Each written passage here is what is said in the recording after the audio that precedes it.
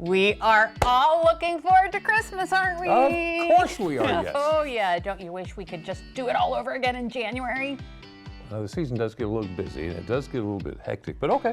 Okay, so here's the thing. There was a time here on Delmarva where I wouldn't have to ask you that question because a lot of people really did celebrate Christmas twice. Once in December and again in January. And that is what we're going to talk about today with the man who knows all about it, Jim Duffy of Secrets of the Eastern Shore, a long-gone tradition called Old Christmas. Old Christmas. Old Christmas.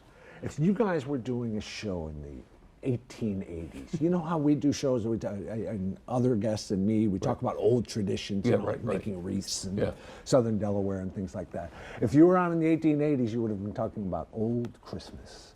So the story of Old Christmas goes back to the 1500s when the Roman Catholic Pope changed the calendar. Okay. The year used to have 376 days. Oh, okay. But they had new astronomical information on the length of the year, so he shortened it to 365 days. All right. But some people don't like change.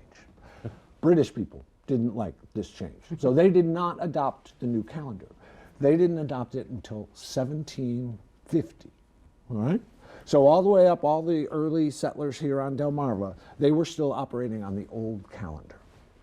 When Britain adopted the new calendar, it changed when Christmas was. So the old Christmas was January 6th, which you might recognize as the Epiphany, but that's kind of a separate thing. Okay.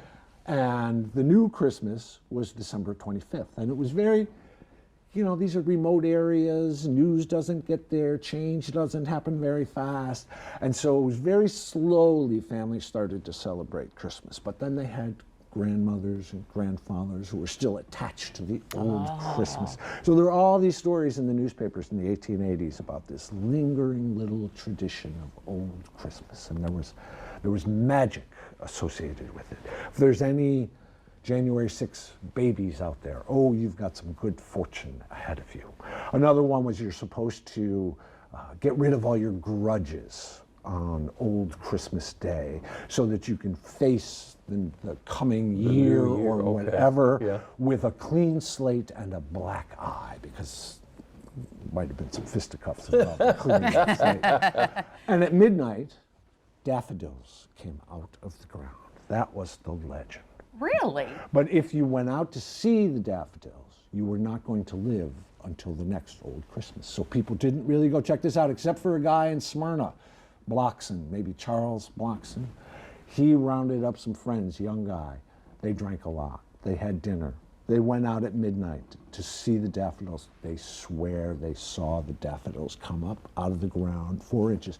He either saw this miracle or he was quite a trickster, because he showed up at the Smyrna Times newspaper with daffodils coming out of the ground wrapped in alcohol, or soaked in alcohol so that they could see them.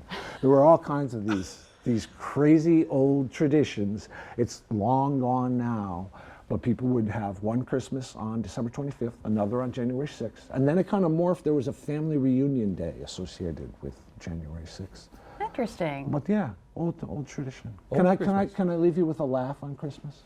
Absolutely. All right, so I've seen this story in 2 books. One has it in Sudlersville, Maryland. The other has it on Smith Island. Exact same story. Who knows where it happened, even whether it happened. It's kind of a legend. Preachers getting all wound up in church. And he asked the congregation a question. He says, who here wants to go to heaven? If you want to go to heaven, raise your hand. He looks out in the congregation. Everybody raises their hand except one regular parishioner. He looks at him and he goes, Brother Jones, don't you want to go to heaven? Brother Jones looks confused too, and he says, well, yes, mister, I want to go to heaven. Brother Jones, why didn't you raise your hand? Brother Jones gets that look like, oh, now I understand. He goes, oh, I thought you were getting up a load to go right now. Jim Duffy, our author of Secrets of the Eastern Shore, thank you so much. And have Merry a Christmas. very Merry Christmas. Merry Christmas. And to everybody.